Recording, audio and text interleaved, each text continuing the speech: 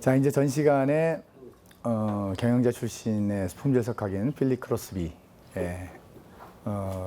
철학, 사상, 개념들 이걸 배웠어요. 재미있죠? 네. 그렇죠. 굉장히 우리가 통찰을 얻을 수 있는 그런 내용들이에요. 자, 이제 조셉 주란으로 넘어가는데요. 조셉 주란은 실제로 지금 그 선진 기업들, 품질 경영을 잘한다고 하는 회사들이 구축하고 운영하는 품질 시스템과 프로세스가 사실상 조셉 주란이 체계화시킨 그런 이론들을 거의 다 배경으로 한다. 이렇게 보셔도 과언이 아니에요. 그러니까 사실 품질 경영을 시스템, 프로세스로 전체적으로 그 집대성한 사람이 조셉 주란이에요. 그렇기 때문에 이분이 이제 지은 그 책이 워낙 방대한 책으로 이제 나와 있는 거고요. 그래서 오늘 이제 이분의 그 방대한 내용을 뭐 절대 저도 이해를 못하고 다루기도 어려우니까 그 중에 핵심적인 몇 가지 꼭 도움이 되실 만한 몇 가지만 추려서 제가 말씀을 드릴 거고, 대부분의 장표들은 아주 빠른 속도로 지나가려고 합니다. 그러니까 나중에 참고를 한번 해보시고 이분의 저서를 혹시라도 접할 기회가 있으시면 읽으시면은 아마 이제 그것이 뭔지 이제 아시게 될 거예요. 자, 이제 조셉 주란은 이렇게 묻습니다. 고객은 왜 우리 제품을 구매하는가? 그 다음에 또 하나는 고객은 왜 우리 제품을 구매하지 않는가예요. 근데 대부분의 경영자들은 이 두 가지를 같은 질문으로 생각한다는 거예요.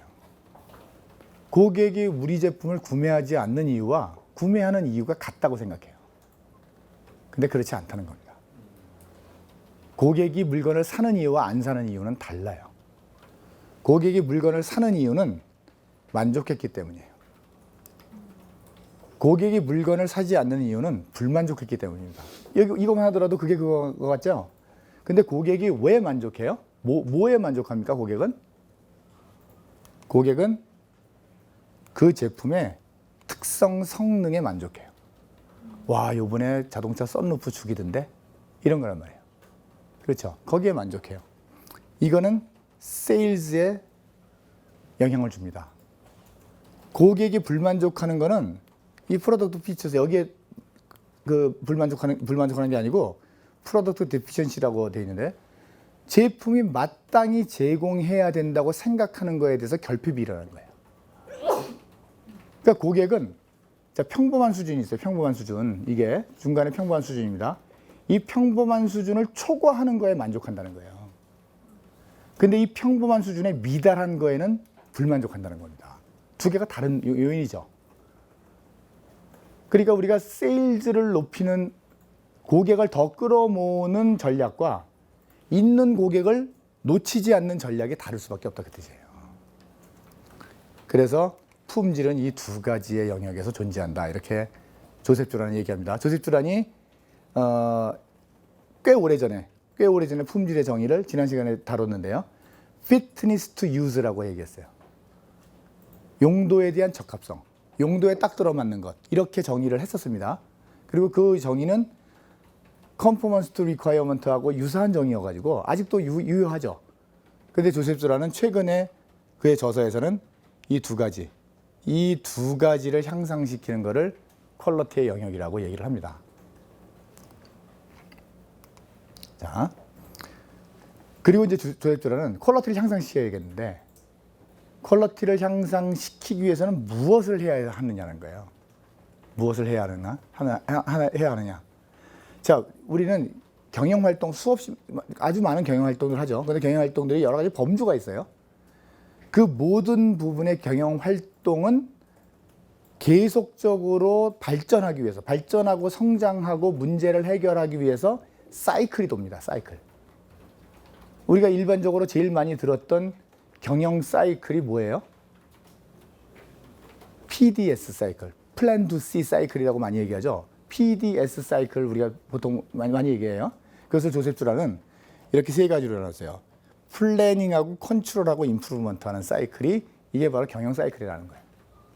그렇죠? 매니지어리얼 프로세스는 바로 이 세 가지로 이루어진다는 거예요. 계획하고 그 계획대로 컨트롤하고, 계획대로 하기 위해서 컨트롤하고, 그 컨트롤대로 안 되는 거를 개선하고, 개선한 거를 다시 계획에 반영하고, 이 사이클이 계속 돌면 경영은 계속 발전한다, 이런 얘기죠. 그러면 당연히 경영의 모든 활동들이 다 여기에 입각해서 돼야 되지 않겠어요? 실제로 재무 부분을 보면 파이낸셜 플래닝을 하고 파이낸셜 컨트롤을 하고 임프루먼트를 한다는 거예요. 그 퀄리티도 당연히 플래닝 컨트롤 임프루먼트가 있지 않겠느냐는 얘기예요.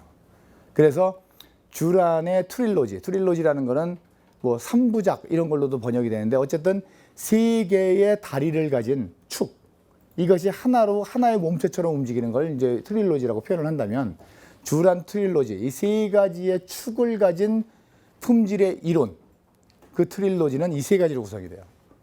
플래닝하고 컨트롤하고 임프루먼트하고, 임프루먼트한 것이 다시 플래닝에 반영되는 이런 구조입니다. 그래서 그걸 주란은 이렇게 그림을 이렇게 그렸죠. 자, 여기 보시면 퀄리티 플래닝을 해요. 먼저 품질에 대해서 계획 플래닝을 합니다. 플래닝을 한 게 컨트롤 영역으로 넘어오죠. 그러면 컨트롤은 플래닝 한 대로 컨트롤 해요. 컨트롤을 하는데 그대로 컨트롤이 안 되죠. 이렇게 가다가 툭 튀었어요. 컨트롤을 하다가 갑자기 툭 튀어나온 놈들이 나옵니다. 이게 지난 시간에 다룬 거죠. 지난 시간에 이상 요인이라고 저 데밍의 이론에서 나오잖아요. 그런 식으로 이렇게 컨트롤 범위를 벗어나는 것들이 막 나와요. 그러면 문제가 발생하는 거죠. 그 문제가 발생하는 거를 개선합니다. 이 컨트롤 하는 과정에서 개선을 합니다. 이 일정 기간의 개선을 거치게 되면 품질이 이렇게 좋아지죠. 새로운 컨트롤의 조언이 생기죠. 이렇게 임프루먼트 한 거는 지식이 쌓이잖아요.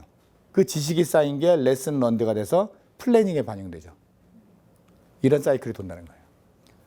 이 아래쪽에 있는 이 영역, 이건 다 낭비예요. 이걸 다 줄여서 아예 없애는 것이 목표고, 그 목표를 아까 필립 크로스비 뭐라 그랬다고요?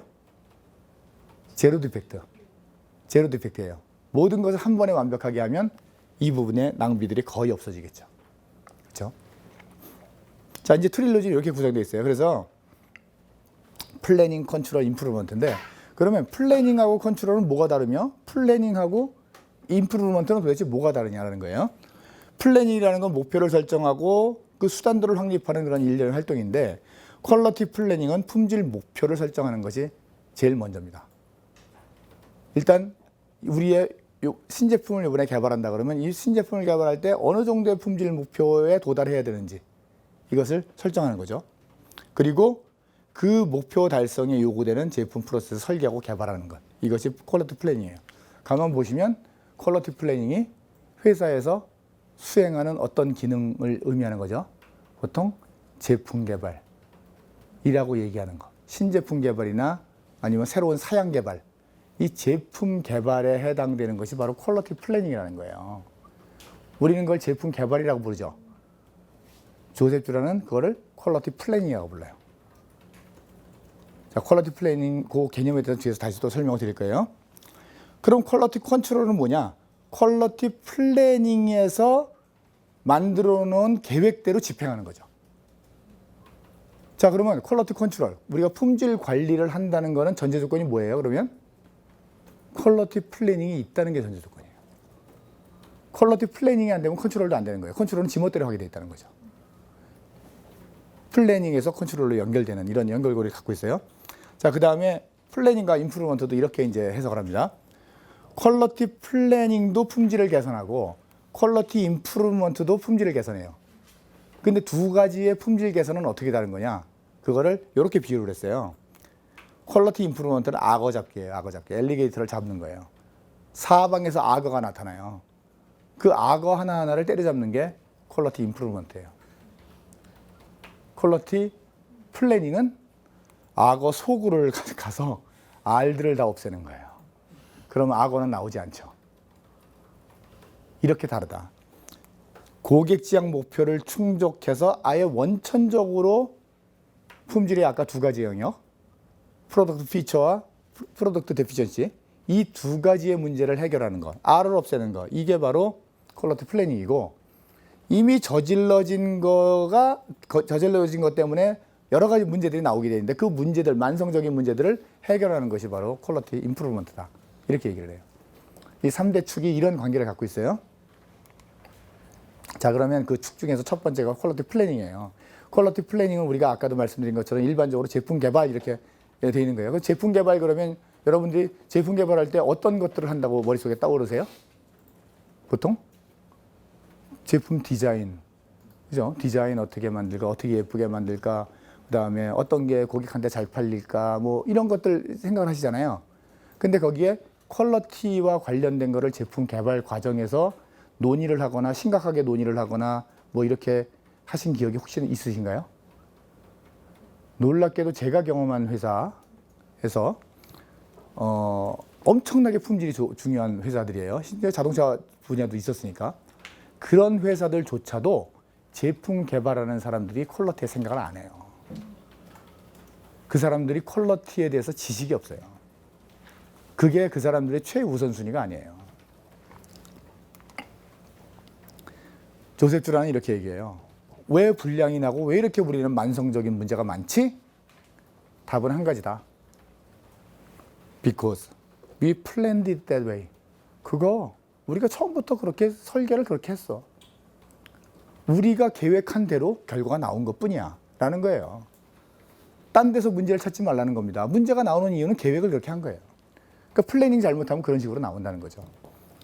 시장 점유율 상실의 가장 중요한 원인은 품질인데 제품 특성과 실패율 대부분은 개발 단계에서 결정된다. 실제로 품질의 70에서 80%의 원인이 개발 단계에서 만들어집니다. 품질 문제.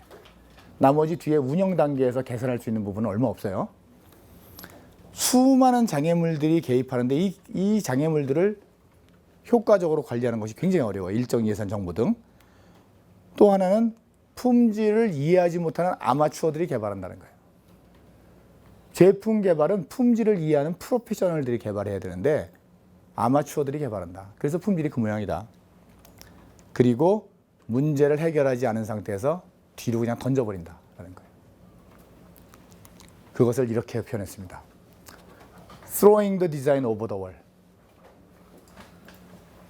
이게 개발이에요. 이게 운영입니다. 이게 생산이에요. 뭐 이거 더 쪼갤 수도 있어요. 예를 들어서 개발부터 시작해가지고 무슨 뭐 생산 그리고 뒤에 무슨 뭐 품질 뭐 등등등등 여러 가지 기능 구성을 쭉 나열할 수 있습니다. 그 각각이 전부 이렇게 벽들이 다 있잖아요. 그 wall of confusion, 혼동의 벽이에요. 뭔지 몰라요. 저 벽 너머에 뭐가 있는지 모른다니까요.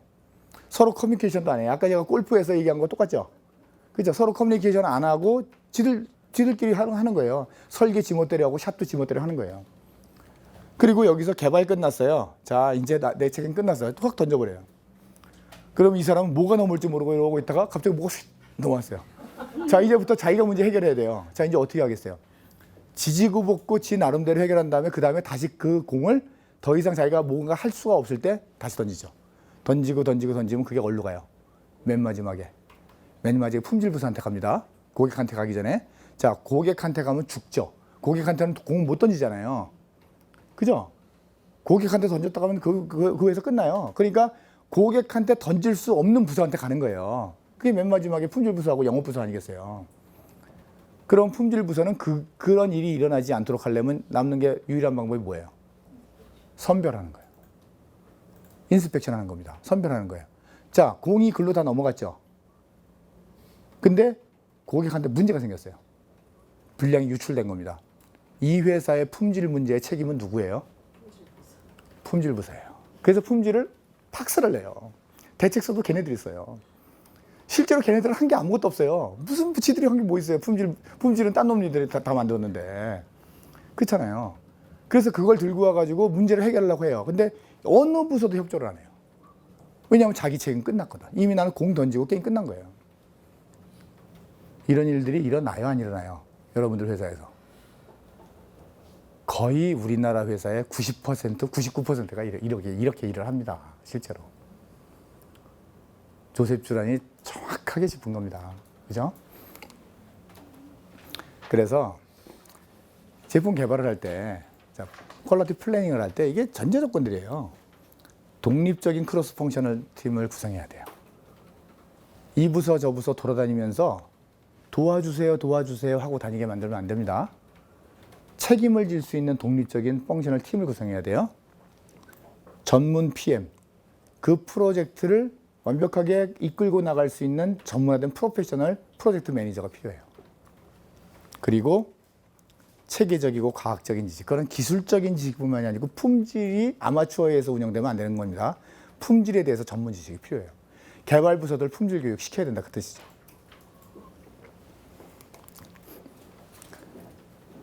왜 크로스 펑셔널 팀이 필요하냐? 왜 독립적인 책임이 필요하고 PM이 필요하냐? 여러분들 이런 테이블을 많이 보셨잖아요. 긴급성과 중요성 갖고, 왜 저 스티븐 코비의 성공하는 사람들 7가지 습관에 이 테이블 많이 나오잖아요. 급한 일과 중요한 일이 충돌할 때는 어디로 가요, 사람들은? 급한 일로 가요. 그렇죠? 한 부서에서 제품 개발을 합니다. 근데 이 개발에 투입되는 그 담당자가 운영도 해요. 실제로 오퍼레이션 운영도 한단 말이에요. 그런데 고객한테 문제가 생겼어요. 불량이 터졌다고요. 얘는 불려가서 뭐를 해야 돼요. 근데 얘는 제품 개발 담당자예요.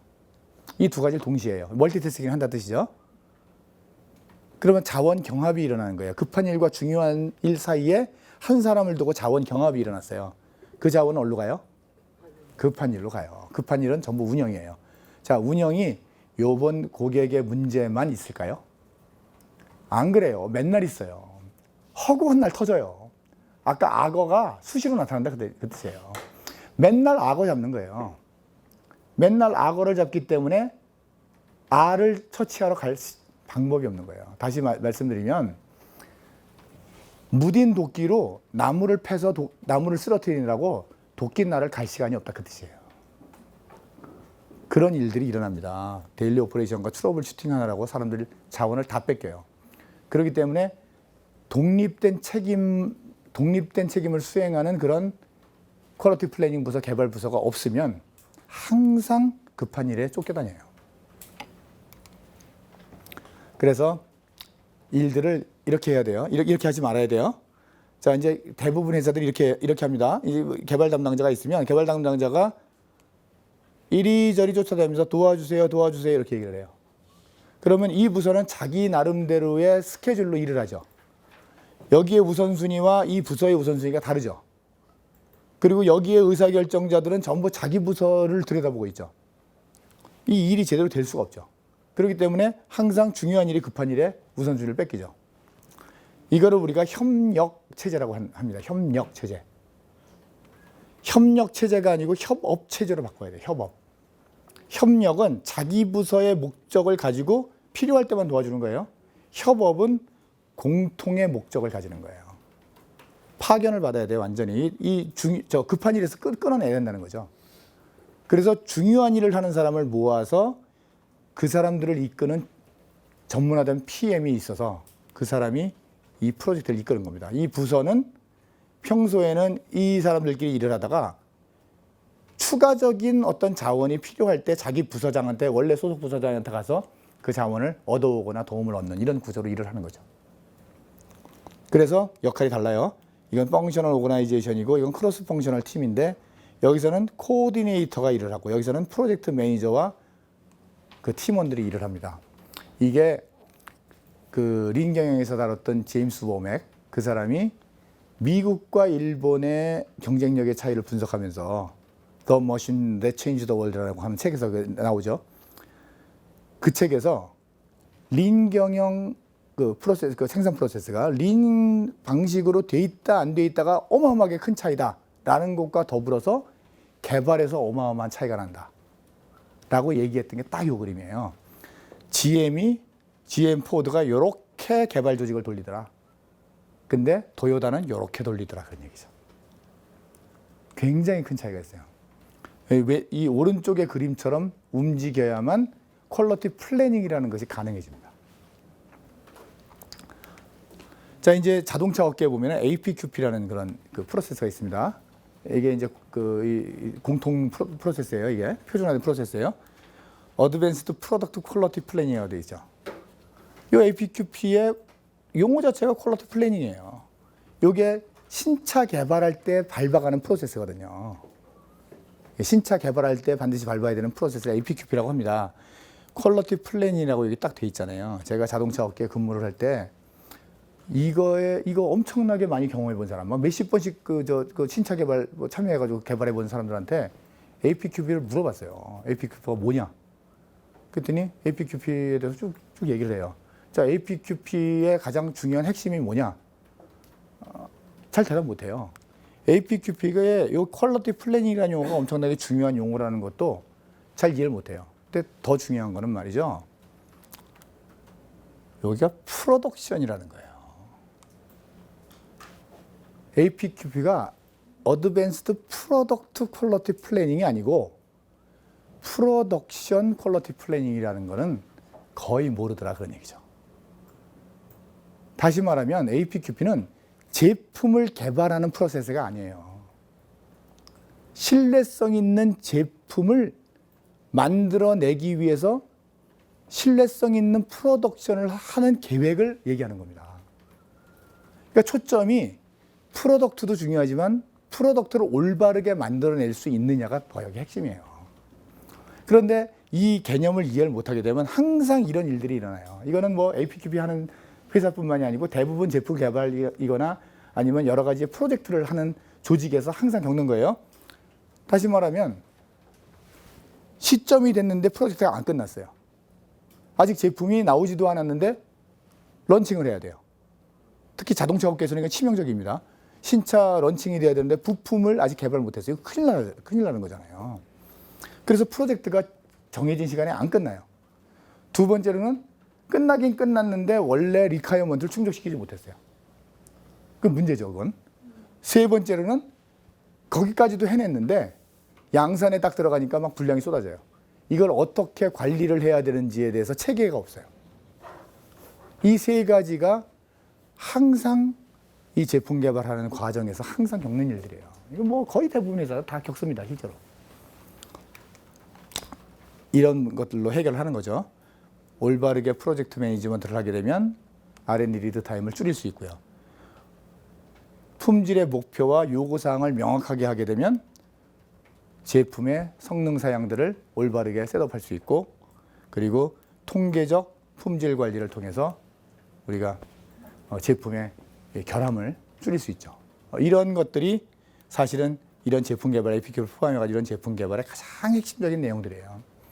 그런데 이 내용들을 이해를 못하니까 시키는 프로세스대로 밟아가면서 거기서 열심히 산출물들만 만들어내는 거죠.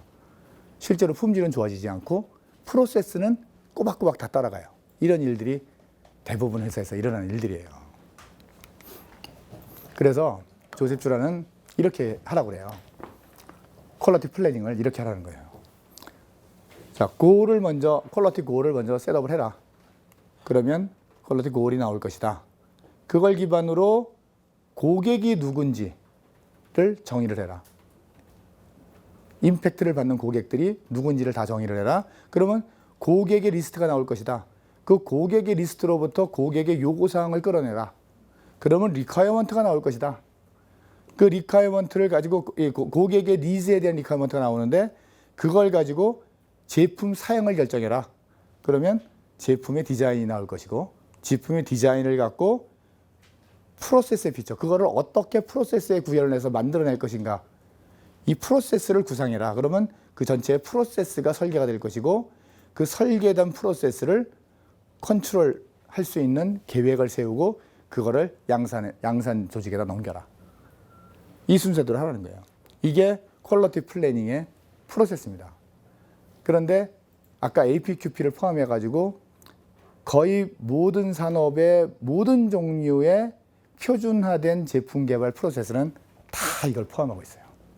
그러니까 이게 원리예요, 원리. 이 원리를 이해하게 되면 새로운 산업에 가서 제품 개발 프로세스를 들여다보더라도 이해가 돼요. 그러니까 제가 그 자동차 업계에 가가지고 APQP를 난생 처음 보는데 그걸 보면서도 그 핵심이 뭔지를 어떻게 이해했겠어요. 그거 그냥 보면 이해 못해요. 어마어마하게 분량이 많거든요. 근데 요 개념으로 들여다보면 그게 보인단 말이에요. 그 자세한 디테일은 안 보이더라도 큰 구조는 볼 수 있다는 거죠. 이렇게 그래서 이제 이런 스프레드 시트를 만들어가지고 하라는 거죠. 아까 그 퀄리티 고를 셋업하게 되면 그 고울에 의해서 커스터머가 나온다 그랬잖아요. 그 커스터머를 이쪽에 세우고 커스터머 니즈를 쫙 정리하는 거예요. 커스터머 니즈가 정리가 되면 그걸 다시 이쪽에다 세우고 그 커스터머 니즈에 따라서 제품이 어떤 사양을 가져야 되는지를 쫙 정리하고 이걸 다시 이쪽으로 세우고 이 제품 사양을 구현하기 위해서 우리 프로세스가 어떻게 운영돼야 되는지를 쫙 세우고 그 다음에 이걸 이쪽으로 세운 다음에 그 프로세스를 어떻게 컨트롤을 해야 우리가 올바르게 일하고 있는지를 아는지를 만들어내라는 거죠. 이렇게. 그러면 이게 양산 오퍼레이션으로 가는 거예요. 이게 잘 되려면 제품 단계에서, 이게 이 개발 단계에서 모든 사람들이 다 모여서, 관계자들이 다 모여서 디자인 리뷰를 해라. 각각이 올바르게 셋업이 되는지, 이 리퀘어먼트가 올바르게 되어 있는지, 이런 것들을 모든 사람들이 모여서, 아까 골프에서 네 사람이 항상 모이는 것과 같이 그렇게 하라는 거예요. 그리고 각각의 단계에서 절대로 넘어가면 안 되는 단계. 이걸 이제 GM에서는 밸브라고 부르고, 이게 현대자동차에서는 게이트라고 부르는데, 자, 이게 뭐냐면 이쪽으로 넘어가는 건 가능하지만 여기로 뒤로 못 오잖아요. 제품 개발 단계 이런 단계가 있다는 거예요. 굉장히 크리티컬한 단계가 있어요. 어떤 것들은 갔다가 이거 아닌 것 같은데 그럼 뒷걸음질 수 있는 단계가 있는가 하면, 어떤 단계는 가면 이제 어마어마하게 뒷걸음치면 어마어마하게 비용이 발생해요. 예를 들어서 금형을 파야 되는데 잘못 팠어요. 그럼 큰일 나잖아요. 그러면 금형 파기 전에 그 설계가 올바르게 돼 있는지를 어마어마하게 검증을 해야 되잖아요. 근데 그 금형 파기 전에 잘못된 거는 얼마든지 수정할 수 있죠. 근데 금형에다가 매덕을 딱 쏟아놔가지고 딱 팠어요. 근데 금형이 그게 아닌 거예요. 그럼 큰일 나죠. 이렇게 뒷걸음 칠 수 없는 그런 단계가 있어요. 그걸 뭐 밸브라고 불러도 좋고 게이트라고 불러도 좋은데, 그거를 전부 확인을 해서 그 단계 앞에서는 철저하게 검증을 하는 그런 과정을 거쳐라. 이런 얘기예요. 이해가 되셨어요? 네. 자, 이 퀄리티 플래닝을 하게 되면 제일 먼저 단계가 퀄리티 고라고 리퀘어먼트라고 했잖아요. 퀄리티 고는 여기서부터 빨리 넘어갈게요. 퀄리티 고는 목표예요, 목표. 그래서 수치, 타임 테이블 이런 것들로 구성이 돼요. 퀄리티 고에는 이런 것들이 있어요. 제품, 성능, 그다음에 뭐 경쟁적인 어떤 그런 그 성능들, 그다음에 퀄리티 임프루먼트, 코스트 오브 퀄리티 이런 등등을 각각 우리가 요번 개발에서 어떠한 단계에 도달하겠다. 이전에는 어떠한 단계였는데 그 다음에 이거를 어느 정도 임프루먼트해서 어느 단계에 도달하겠다. 이러한 것들이 이제 목표라는 거죠. 이게 되고 나면 고객이 파악이 된다고 했잖아요. 근데 고객은 생각보다 굉장히 많아요. 이 제품과 이 활동에 의해서 임팩트를 받는 모든 사람이 다 고객이라고 했어요. 그렇기 때문에 지금 이 물건 사가는 고객만 파악하면 안 된다는 거예요. 모든 영향을 받는 모든 사람들이에요. 외부 고객, 내부 고객이 다 있습니다. 외부 고객은 구매자, 협력업체, 정부기관. 왜 그러냐면 정부기관은 법령 같은 걸 운영하기 때문에 그래요. 그 다음에 일반 대중. 우리 물건 안 사가는데 여기에 영향받는 대중들이 있어요. 다 외부 고객이에요. 내부 고객은 각 기능 부서 구성원들, 경영자, 실무자, 다 내부 고객입니다. 이 전체를 다 고객으로 보라는 거예요. 그래서 고객 리스트를 쭉 만드는 거죠. 그 고객 리스트를 만들 때 요 FDPM이라고 하는 실무자 툴입니다. 이거 한번 그냥 보고 넘어가시면 돼요. 고객 확인할 때 유용한 도구인데, 이런 식으로 그림을 그려서 FDPM이라는 그 툴을 씁니다. 자, 그러면 커스터머가 확인되고 나면 니즈가 나오잖아요. 그 니즈도 여러 가지 니즈가 있어요. 진짜 니즈, 입으로만 얘기하는 니즈, 그다음에 뭐 지각된 니즈, 여러 가지 니즈가 있습니다. 이런 니즈들을 종합적으로 판단을 하는데,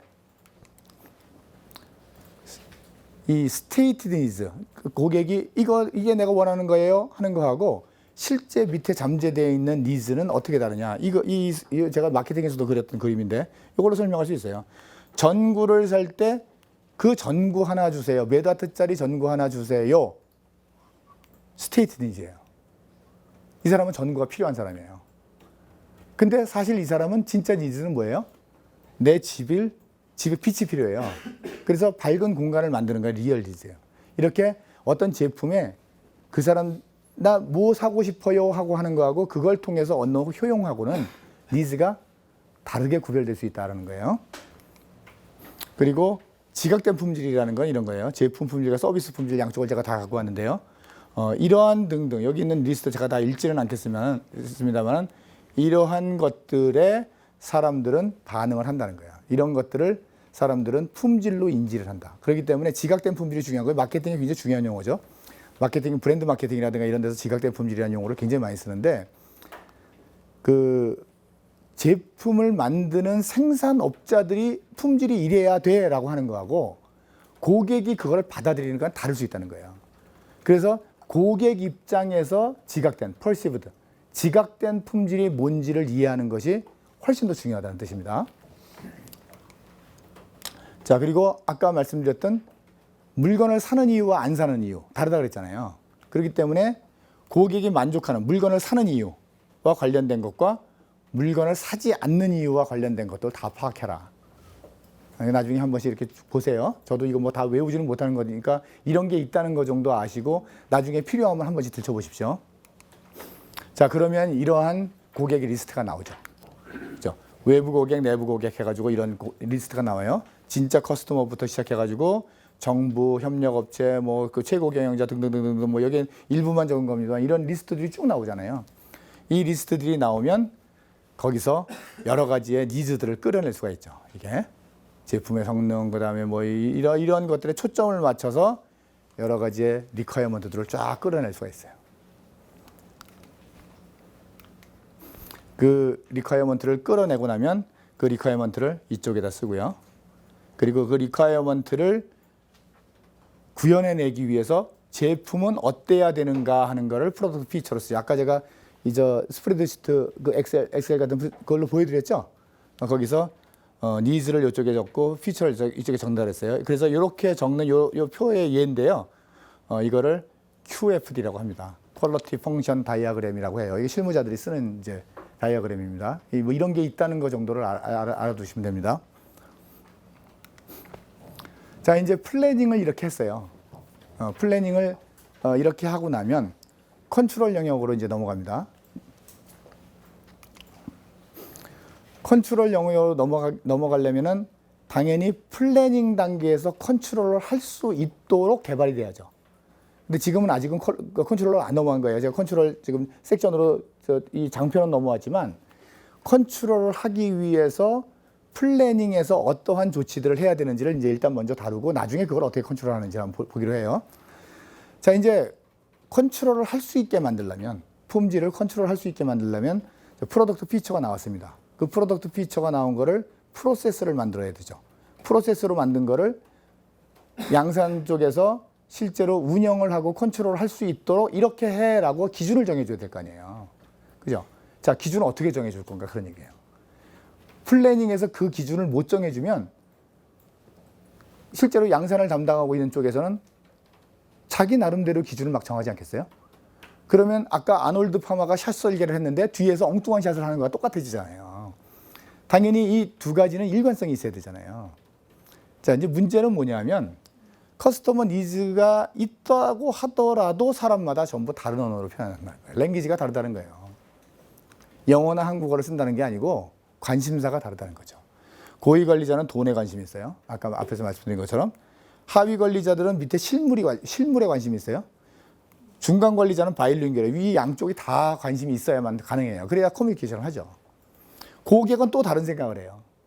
그래서 이 모든 것들을 전부 다 공통의 언어로 모아야 돼요. 그것이 바로 이런 것들이에요. 오퍼레이셔널 데피니션, 스탠다드 메저먼트 같은 것들입니다. 그래서 제가 지난 시간에도 말씀드렸는데 에드워즈 데밍이 아웃 오브 더 크라이시스라는 책에서 7장까지인가 그래요. 7장까지, 8장인지 기억이 안 나는데 거기까지는 경영에 대한 얘기를 해요. 14 포인트, 뭐 그다음에 미국 경영자들의 문제, 뭐 등등등등 해가지고 그 얘기를 한 7장인가 8장까지를 쫙 합니다. 그리고 가운데 뭐 8장인가 9장부터 시작을 하는 게 그때부터가 진짜 이제 품질 이론들이 시작되는데 그 품질 이론의 첫 번째 출발이 오퍼레이셔널 데피니션이에요. 이게 운영 정의. 운영상에 있는 모든 종류의 용어들 있잖아요. 그거를 전부 공통의 용어로 정의하라는 거예요. 측정 가능하도록.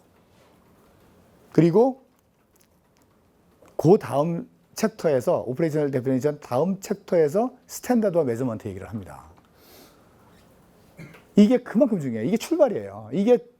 이걸 만들어 놓지 않으면 그 뒤에 있는 품질 이론이 작동을 안 한다는 뜻이에요. 그래서 주라는 그거를 유닛 오브 메저라고 얘기했어요. 유닛 오브 메저. 퀄리티라는 게 결국은 전체 기회 중에서 결함이 얼만큼 나느냐, 이게 바로 퀄리티인데, 이런 관점에서 모든 종류의 중요한 것들을 전부 유닛 오브 메저라는 측정 단위로 만들어서 공통의 언어로, 공통의 측정 기준으로 만들어서 관리하라는 거예요. 이게 돼야만 품질 비용도 나와요. 측정 못하면 품질 비용이라는 게 없는 거니까. 그렇죠? 그래서 이 유닛 오브 메저라는 게 이 데밍이 얘기하는 예를 들어서 메저먼트, 스탠다드, 오퍼레이셔널 데피니션 이런 것들을 포함하는 용어다 이렇게 이제 이해하시면 될 것 같아요. 그래서 이러한 이게 아까 보여드린 이제 이 커스터머 니즈에서 나온 내용들이에요. 커스터머 니즈에서 이런 것들을 이제 좀 리퀘어먼트로 나온다고 했잖아요. 그러면 요것들이 모여가지고 프로덕트 디자인 리퀘어먼트의 세트가 되죠. 그죠? 이게 전부 세트가 돼요. 그러면 요 리퀘어먼트를 제품의 성능, 피처에다가 구현을 하고 그리고 프로세스에 구현을 했어요. 그리고 나중에 컨트롤이 가능하도록 표준을 정하고 측정 방법을 정하고 그다음에 기준을 다 정해야 되잖아요. 그러면 여기 있는 것들을 다 정해야 되나요? 그럴 수는 없다는 거예요. 그거는 너무 방대해서 그럴 수는 없다는 거죠. 그래서 그 중에서 가장 중요한 것들, 이것이 가장 중요한 관리 지표가 돼요. 다른 것들은 통상적인 관리를 하면 되는 것이고 핵심적인 관리를 해야 될 것이 정해져야 된다는 거예요. 그럼 핵심적인 관리를 해야 될 것이 뭐냐? 이 유닛 오브 메저에 포함될 거는 두 가지 종류가 있어요. 두 가지 다 중요하지만 하나는 시그니피컨트하고 하나는 크리티컬이에요. 시그니피컨트하고 크리티컬 중에 어떤 게 더 중요한 거죠? 크리티컬이죠. 그죠? 크리티컬은 그거 안 되면 큰일 나는 거죠. 그래서 시그니피컨트도 관리를 하고요. 이것도 관리를 하는데 기준이 달라요. 이거를 4시그마 수준으로 관리를 해야 된다면 아래는 5에서 6시그마 수준으로 관리해야 된다. 훨씬 더 관리의 수준이 훨씬 높아야 된다는 거죠. 이러한 것들을 도출해내야 된다는 거예요. 이 중에서 도출해내서 그것을 중요한 측정 지표로 삼으라 그런 뜻이죠. 그 방법은 이제 이런 식으로 하는 거예요. 먼저 제품. 이제 이 제품이 올바르게 나오면은 한 번에 올바르게 나올 수 있으면 제일 좋죠. 근데 그러지 못하죠. 그 못한 거를 우리가 측정을 해야만 개선할 수 있잖아요. 근데 이게 측정을 할 수 있으면 그 제품의 특성 중에 중요한 거를 측정할 수 있으면 그거는 그 자체로 그냥 측정하면 돼요. 우리가 그걸 키 프로덕트 캐릭터리스틱이라고 해요. 제품의 중요한 특성입니다. 제품 자체의 중요한 특성. 이거는 측정 가능하면 측정해서 관리하면 되는 거예요. 근데 제품에서 측정이 불가능해요. 이렇게 곡면이라든가 이래가지고 측정할 방법이 없어요. 아니면 부품 여러 개가 결합돼서 나오는 특성이에요. 그러면 관리할 방법이 없잖아요. 그러면 이 제품을 이루는 부품을 가지고 똑같이 해보는 거예요. 측정 가능한가? 그렇다면 이 부품의 KPC가 나와요. 근데 이 부품도 측정이 불가능해요. 그러면 이 부품을 만드는 공정이 있어요. 공정이 일관성이 있으면 결과가 일관성 있게 나올 수 있잖아요. 그래서 공정 조건 자체를 일관성 있게 측정할 수 있는지를 봐요. 만약에 그게 가능하다 그러면 키 프로세스 캐릭터리스틱스, KCC라고 얘기해요. 이렇게 제품, 부품, 공정 조건에서 측정 가능한 핵심적인 지표들, 모든 것들을 다 측정할 필요는 없지만 이게 측정을 해봤더니 이게 문제가 발생하면 제품이 바로 문제가 발생하는 그런 아주 중요한 그런 단위들이 있잖아요. 그 단위들을 이렇게 모은단 말이죠. 이렇게 모으는 건 전부 측정 가능한 것들이에요. 측정 불가능한 것. 어떤 걸로도 측정 불가능한데 중요해요. 그러면 체크리스트 관리하라 그런 얘기예요. 체크리스트로. 그래서 이렇게 돼 있는 놈들을 CTQ라고 하는 거죠. Critical to Quality. 이거 6시그마 용어입니다.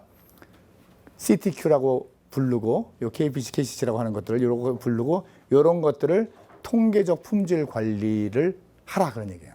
그러면 당연히 퀄리티 플래닝에서는 통계적 품질 관리의 대상 KPI들이 나오지 않겠어요? 메저먼트들이 나오죠.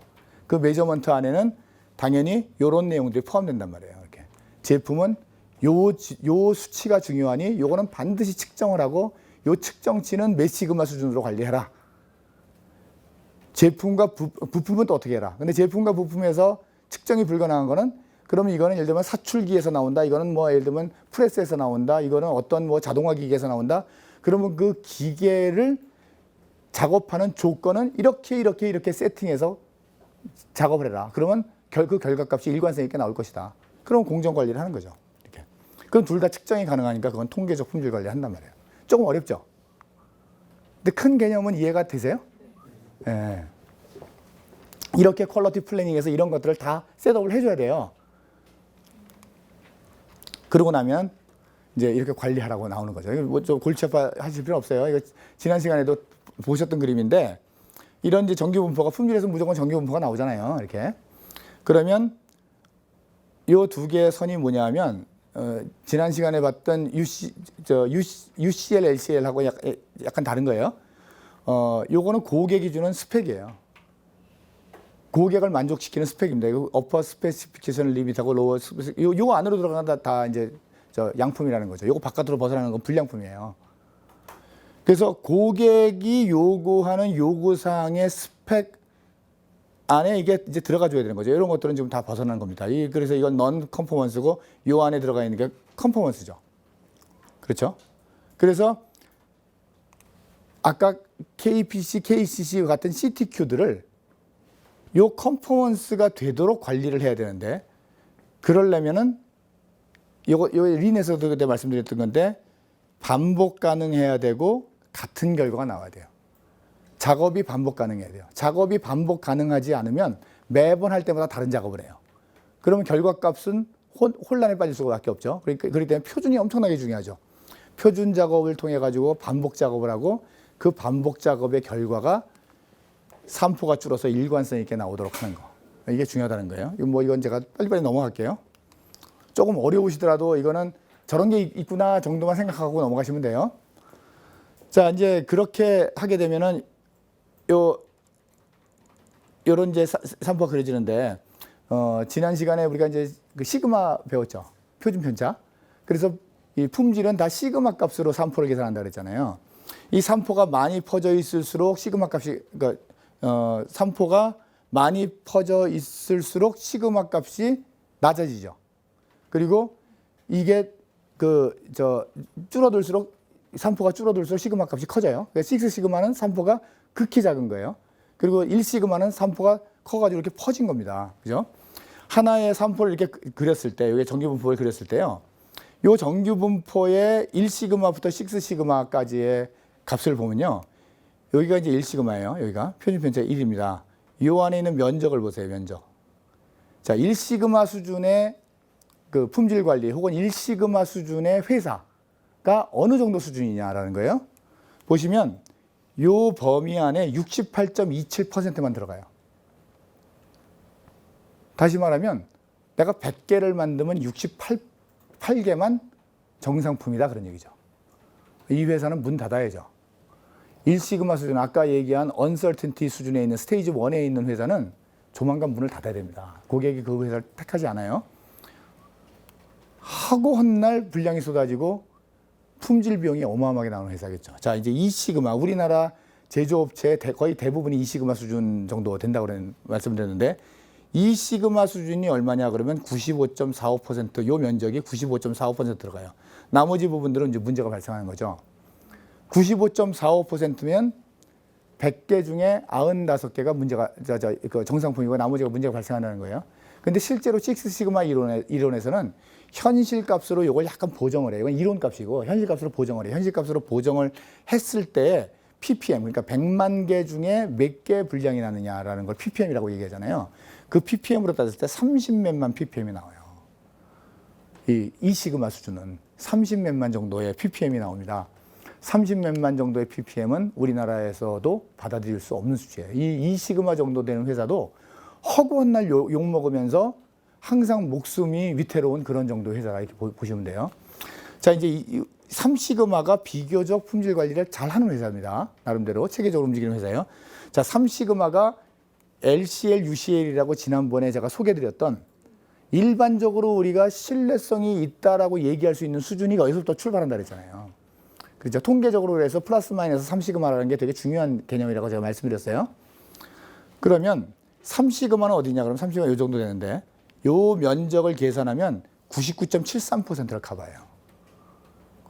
그러면 상당한 수준이죠. 상당한 수준입니다. 단지 이건 이론 값이고 실제 값으로 환산하면 66,000 ppm이 나옵니다. 그러니까 100만 개를 만들면 66,800개 정도가 문제가 발생한다 그 뜻이에요. 이 정도면은 그냥 서플라이어로 채택될 수 있는 수준이에요. 고객이 그냥 좀 불만이지만 쓸 수 있는 정도 수준입니다. 우리나라의 자동차 부품 업계가 요 정도거나 요거보다 조금 낮거나 이런 정도 수준이에요. 그 정도 수준입니다. 자, 4시그마로 갔어요. 4시그마라고 가게 되면 이건 엄청난 수준이 되기 시작합니다. 여기서부터는 99.9937%. 그리고 실제 값으로는 6200ppm입니다. 100만 개 중에 6200. 자, 5시그마로 가면 233, 6시그마로 가면 3.4ppm이에요. 5시그마, 6시그마가 되면 검사를 할 필요가 없는 수준이 되는 거죠. 일상적으로 문제없이 돌아가는 수준이 되는 겁니다. 자, 그러면 1차적으로 기업들이 1차적으로 타겟을 해야 될 게 몇 시그마겠어요? 1차적으로? 3시그마예요. 그렇기 때문에 공정을 3시그마로 관리하면 되는 겁니다. 공정을. 그래서 지난번 시간에 데밍이 UCL, LCL, 데밍 얘기하면서 UCL, LCL 얘기하면서 3 플러스 마이너스 3시그마로 UCL, LCL을 관리하고 그걸 벗어나는 놈을 이상원인이라고 얘기한다 그랬잖아요. 그래서 3시그마가 일상적으로 관리하는 수준이에요. 그런데 앞에서 제가 말씀드렸던 significant하고 critical한 그런 캐릭터리스틱스가 있었어요. 그걸 KPC, KCC라고도 얘기했고 CTQ라고도 얘기했습니다. 근데 그거는 그렇게 관리하면 안 된다는 거잖아요. 그건 정말 중요한 거잖아요. 그렇기 때문에 일상적인 모든 지표들은 플러스 마이너스 3시그마에서 관리를 하되 아주 중요한 지표는 다른 방법으로 관리하라는 거예요. 그래서 상당히 중요한 시그니피컨트는 4시그마 수준으로 관리하고 어마어마하게 중요해서 절대 놓치면 안 될 크리티컬한 그런 지표들은 5시그마나 6시그마로 관리하라 그 뜻이에요. 그런 기준들을 퀄리티 플래닝에서 다 세워줘야 되는 거예요. 그리고 그거를 어떻게 측정할 건지 어떻게 관리할 건지도 다 계산을 하라는 거죠. 바로 이 4시그마, 5시그마가 이렇게 이제 계산이 되고요. 그래서 그 시그마 값이 일반적으로 3시그마가 여기잖아요. 3시그마가 여기 요 산포가 이렇게 돼 있어요. 여기 99.73%라고 되어 있잖아요. 근데 고객은 이렇게 원해요. LSL, USL은 고객이 원하는 수준이고 여기는 LCL, UCL은 요 산포가 가지는 플러스 마이너스 3시그마란 말이에요. 이게 이렇게 어긋나 버리면 문제가 발생하죠. 이렇게 들어와야죠. 이렇게 들어와야 됩니다. 그래서 요 LCL, UCL 사이의 거리와 LSL, USL 사이의 거리를 비교해서 요 플러스 마이너스 3시그마 사이의 거리가 고객이 원하는 스펙의 거리보다 짧으면 우리는 CP 값이 충족되었다 이렇게 얘기하는데 문제는 센터가 벗어났단 말이에요. 이 센터 값까지 딱 맞췄을 때 이 안으로 딱 들어오잖아요. 그러면 우리가 일반적으로 얘기하는 플러스 마이너스 3시그마가 고객이 원하는 스펙 안으로 들어와 있는 거잖아요. 그러면 문제가 없겠죠. 대부분의 경우는. 이걸 우리가 CPK라고 해요. 이걸 공정 능력이라고 합니다. 그래서 좀 어려운 용어긴 한데 공정 능력이 바로 그 회사의 프로세스와 그 공정 그리고 제품의 특성을 관리하는 수준이다 이렇게 보시면 돼요. 그래서 이 CPK라는 것이 그 실제 제조업에서는 굉장히 중요한 지표로 사용이 됩니다. 그거를 좀 어려우니까 이런 공식 같은 거 외우시지 마시고 이렇게 이해를 하시면 돼요. 내가 주차장을 하나 만들어요. 근데 주차장을 하나 만들었는데 주차장에 막상 차를 딱 넣고 보니까 제가 멋진 제네시스를 딱 사가지고 이 주차장에 딱 넣었어요. 그랬더니 내리질 못해. 내릴 수가 없어요. 그럼 이게 문제죠. 조금 더 넓은 주차장일 경우에는 제가 이제 차를 좀 줄였어요. 그래가지고 그랜저를 샀어요. 그랬더니 간신히 내릴 수 있어요. 이번엔 차를 더 줄여서 아반떼를 바꿨어요. 그랬더니 이제는 넉넉하게 내릴 수 있어요. 그런데 잘못하면 벽에 부딪힐 수 있어요. 그래서 그거를 그 모닝이나 스파크로 바꿨어요. 경차로. 그랬더니 확 문을 열어도 아무 문제가 없어요. 이거하고 똑같아요. 여기 있는 주차장이 고객의 요구사항입니다. 그리고 요 안에 있는 게 우리의 LCL, UCL의 수준이에요. CPK의 수준이에요. 자, 그걸 보시면 이렇게 돼요. 요게 1이에요, 1. 요게 3시그마란 말이에요. 3시그마가 일반적으로 문제없는 수준이에요. 근데 예의주시해야죠. 4시그마는 거의 통상적으로 큰 문제 없어요. 근데 가끔 가다가 이상한 문제가 나타날 수 있어요. 이거는 전혀 문제가 없죠. 그래서 이 CPK 값이 3시그마일 때 1이고, 그리고 이게 1.33, 이게 4시그마 수준이고요. 이게 5시그마 수준이에요. 그래서 통상적으로는 CPK 1로 관리를 하면 되는 거, 플러스 마이너스 3시그마로.